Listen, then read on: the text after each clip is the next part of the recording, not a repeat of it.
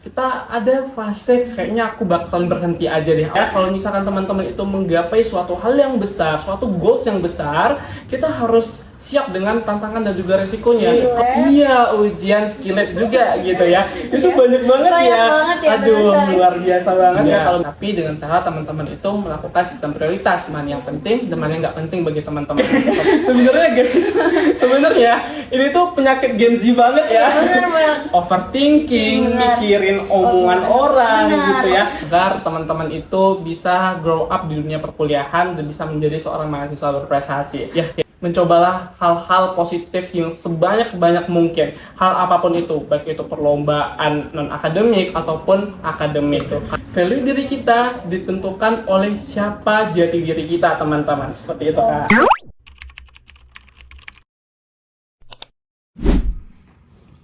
Assalamualaikum warahmatullahi wabarakatuh. Halo teman-teman Instagram semuanya.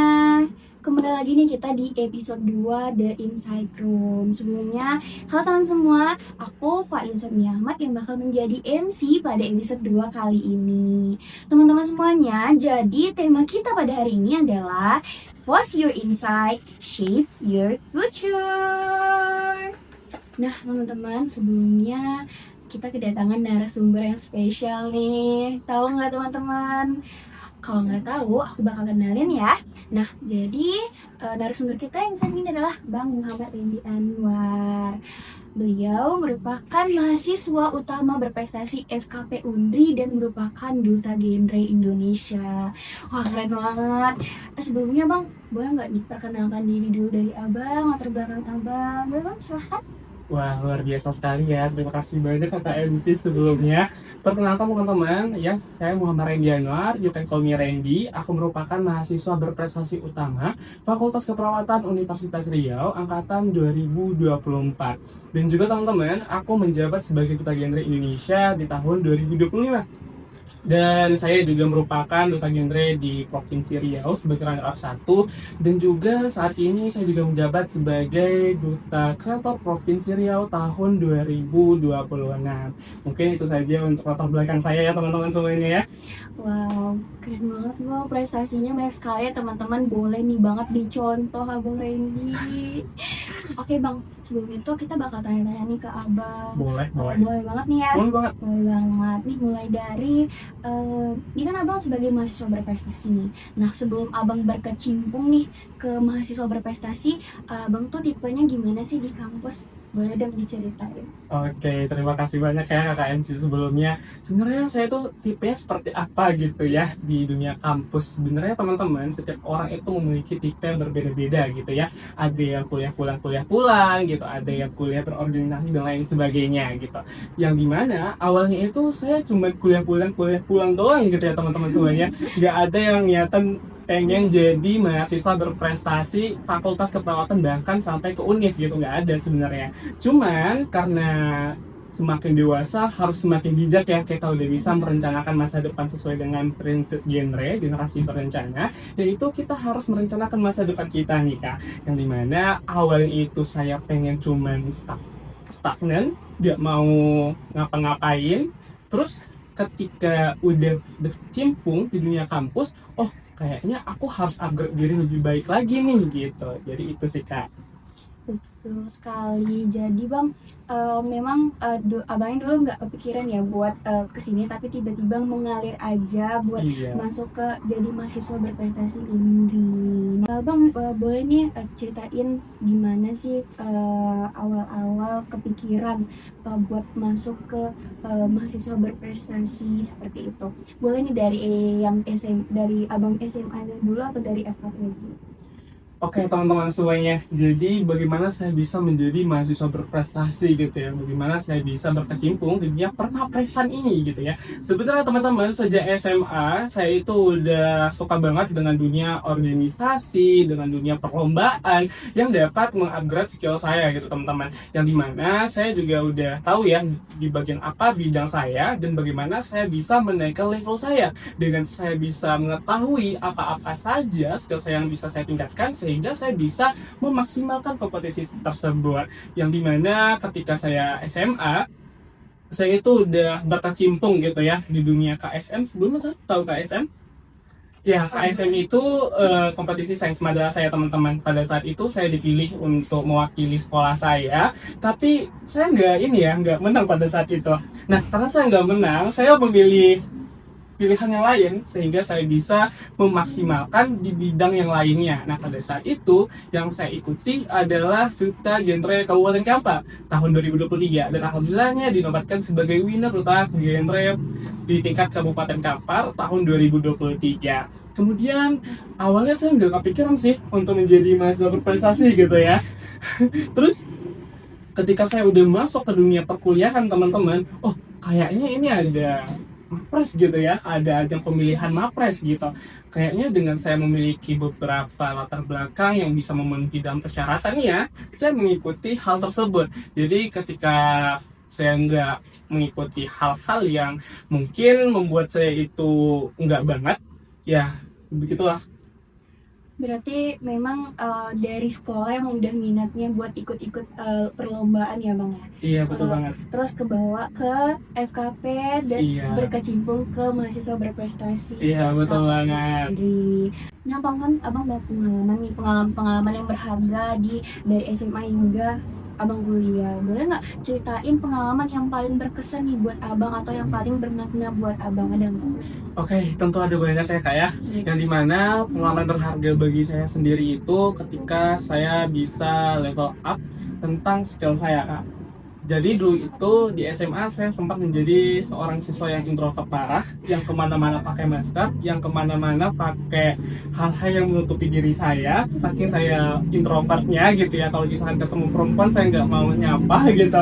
Tapi teman-teman, ketika saya udah pengen bertumbuh, ketika saya menghargai proses, saya perlahan-lahan bisa untuk grow up gitu ya teman-teman, yang dimana perlahan-lahan saya udah mulai beranikan diri saya keluar dari zona nyaman gitu ya, karena banyak banget ya saat ini remaja nggak mau keluar dari zona nyamannya gitu karena udah nyaman jadi nggak mau keluar gitu ya.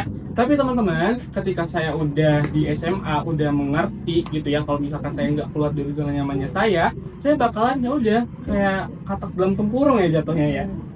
Jadi teman-teman, ketika saya SMA itu, saya memilih untuk mengasah skill saya. Yang pertama itu, saya bidang itu di dalam leadership. Saya suka untuk berorganisasi, yang dimana pada saat itu organisasi awalnya adalah IPM. Ada yang tahu IPM? Jadi IPM itu Ikatan Pelajar Muhammadiyah gitu ya, yang dimana saya di tingkatan di atas rantingnya, yaitu di cabang ya, di cabang.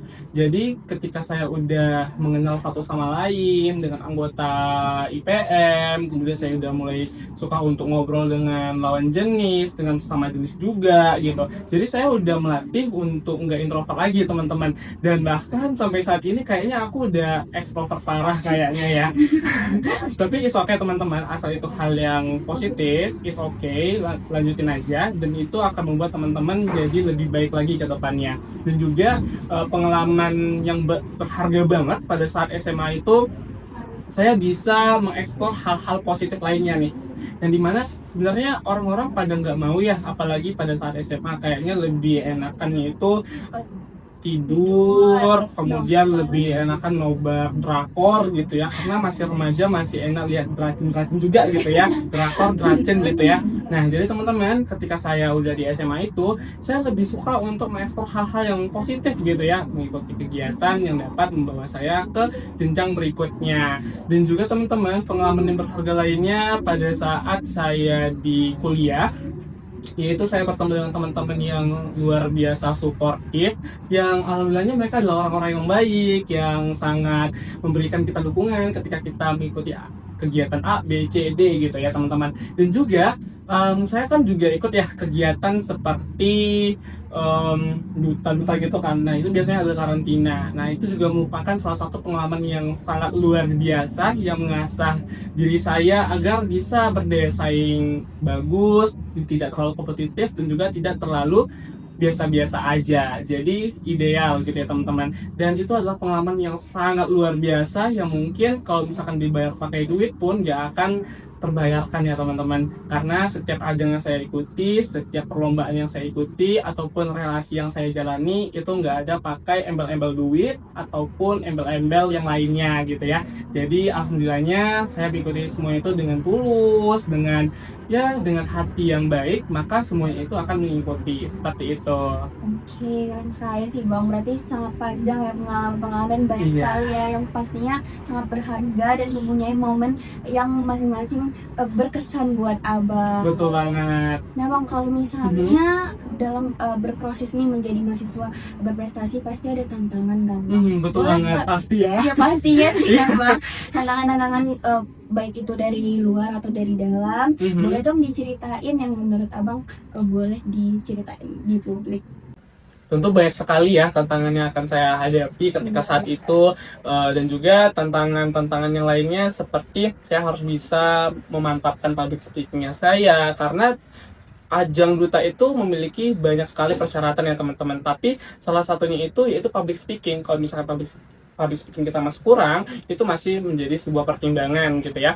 Dan juga kalau untuk tantangan menjadi mahasiswa berprestasi pada saat ini ya, tahu lah ya, sama-sama tahu bahwa menjadi mahasiswa berprestasi berat banget ya tantangannya. Sibuk banget Ya, ya. sibuk juga. Dan kita sebagai seorang mahasiswa berprestasi harus bisa menjadi seorang role model yang dapat menginspirasi teman-teman yang lainnya gitu teman-teman. Jadi kalau misalkan teman-teman itu pengen banget menjadi mahasiswa berprestasi, ayo bangun, kemudian sadarkan diri teman-teman bahwa apa yang kita capai ini adalah menjadi seorang mahasiswa berprestasi loh. Jadi kita harus mempersiapkan apa-apa saja yang saatnya kita persiapkan. Contohnya seperti apa? Yang pertama, capaian unggulan. Capaian unggulan itu nilainya sangat besar bobot bebeknya ya teman-teman, yang dimana teman-teman itu harus memiliki dulu prestasi-prestasi yang seminimalnya itu di tingkat provinsi bahkan sampai ke internasional seperti itu. Kemudian yang kedua, dalam berbahasa Inggrisnya itu harus lancar juga. Kalau misalkan nggak lancar nggak apa-apa juga, insya Allah bakalan dibantu ya untuk presentasinya juga, tapi alangkah baiknya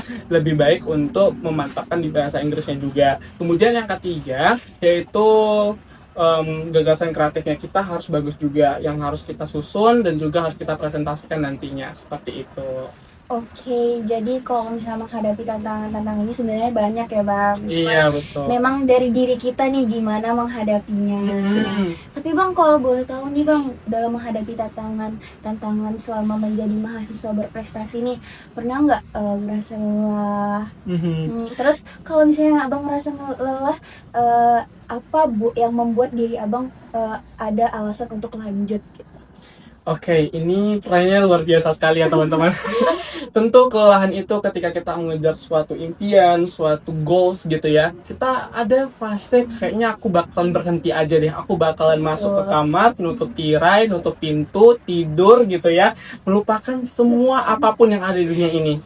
Itu biasanya saya lakuin juga biasanya. Tapi teman-teman, sadarlah kalau misalkan teman-teman itu menggapai suatu hal yang besar, suatu goals yang besar, kita harus siap dengan tantangan dan juga resikonya. Kalau misalkan resikonya itu kita akan kelelahan atau mungkin resikonya itu akan bertemu dengan hal-hal yang di luar nalar gitu ya, itu it's fine teman-teman, nikmatin aja gitu ya.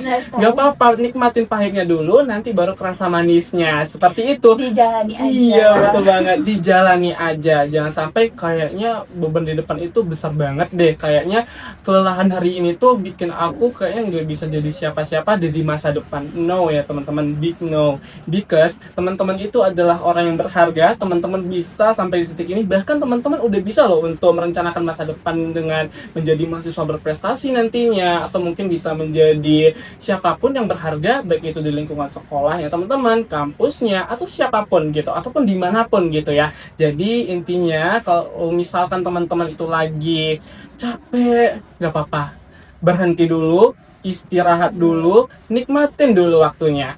Jangan sampai karena capek teman-teman, aduh kayaknya aku berhenti aja deh. Karena Langsung banyak gak ya. mau lanjut ya. Betul banget. Karena banyak banget ya saat ini remaja karena udah burn out parah, terus nggak mau lagi untuk melanjutkan aktivitas produktivitasnya seperti itu.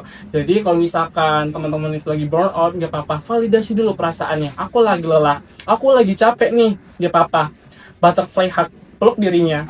Kemudian teman-teman validasi perasaan itu. oh kayaknya aku lagi capek deh gitu ya. Betul. Tapi jangan sampai dengan teman-teman itu memvalidasi hal tersebut, terus teman-teman membenarkan suatu hal yang tidak akan membuat teman-teman menjadi kualitasnya itu bagus gitu ya teman-teman. Jadi saran saya, teman-teman itu validasi secukupnya perasaan teman-teman, kemudian bangkit lagi, seperti itu Kak. Seperti itu ya Bang, benar sekali. Berarti itu kita tuh nggak boleh memaksakan diri kita ya Bang ya. Betul Berarti banget. kalau misalnya lagi lelah, berhenti dulu, terus Mm-mm. baru dilanjut. Jadi memang strategi yang Abang prioritaskan ini untuk memang yang bermanfaat banget buat diri kita ya Bang. Jadi kita tidak memaksakan, Mhm. juga kita tidak memprioritaskan hal yang memang kita tidak perlu sebenarnya. Betul banget ya teman-teman. Dan juga dilihat lagi teman-teman, kalau misalkan kondisi kesehatan mental kita itu butuh waktu untuk istirahat, udah istirahat aja. Yakinlah teman-teman, kehidupan kuliah itu nggak menenteng-nenteng tote bag aja, nggak menenteng-nenteng tas aja, tapi teman-teman akan menghadapi berbagai hal yang ada di dunia perkuliahan. Tapi teman-teman, kalau waktunya untuk me time. Kalau misalkan waktunya untuk ujian skill lab, ya udah ujian skill lab. Tapi kalau misalkan ada waktu untuk berorganisasi mungkin gitu ya, nah ya udah lakuin juga. Tapi dengan cara teman-teman itu melakukan sistem prioritas, mana yang penting dan mana yang nggak penting bagi teman-teman, seperti itu. Oke, keren sekali sih Bang. Nah, kan kita tahu nih kegiatan Abang banyak, terus kayak yang tadi Abang bilang prioritasnya banyak juga, bingung nih pilih yang mana. Terus kita tahu Bang kalau misalnya semua kegiatan itu ada pelajarannya.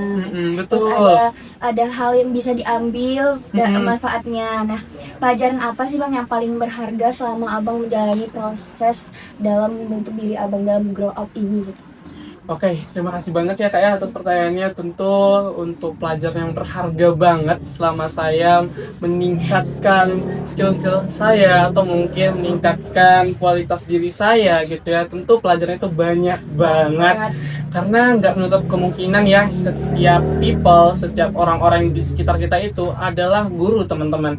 Dia mengajarkan kita bagaimana kita bisa menjadi manusia yang lebih baik lagi. Ketika kita bertemu dengan teman A, B, C, D, mereka memiliki pola pikir yang berbeda-beda. Ketika kita bertemu dengan si A, si B, si C, kita akan bisa belajar dari mereka. Oh, ternyata menjadi pribadi yang seperti ini tuh bagus loh. Oh, ternyata menjadi pribadi yang seperti ini kayaknya kurang bagus deh. Kayaknya aku lebih bisa memilah-milih hal apa yang bisa saya lakuin bersamanya, seperti itu. Dan juga biasanya ketika saya juga ikut lomba gitu ya, ASAPRES, saya biasanya menjadikan hal tersebut pelajaran bagi saya. Tidak ada yang namanya itu hal kemenangan semata gitu ya teman-teman, tapi ada namanya itu menang dan kalah. Kalau misalkan teman-teman ikut dalam berkompetisi, ada hal namanya itu menang dan juga kalah. Kalau misalkan kalah ya udah, kalau misalkan menang alhamdulillah gitu ya. Jadi teman-teman jangan dibawa pusing, jangan dibawa stres, dibawa tidur aja. Serius, itu adalah hack yang bisa membuat kita hidup sejahtera, hidup lebih nyaman dan aman di fakultas, seperti itu. Kalau dipikirkan banget nih bisa jadi autoimun ya Bang, kalau Iya, kata betul orang banget. sekarang. Betul banget. Jadi teman-teman, kalau misalkan teman-teman itu pikirannya banyak banget terus nggak bisa tidur gitu ya, bisa misalkan teman-teman tidurnya sampai misalkan nggak tidurnya itu sampai jam 5 subuh, habis itu tidur cuma 3 jam 2 jam gitu ya. Bayangkan teman-teman, tubuh teman-teman itu membutuhkan waktu untuk beristirahat. Kalau misalkan nggak dibawa beristirahat, akan mengalami autoimun Benar gitu. sekali.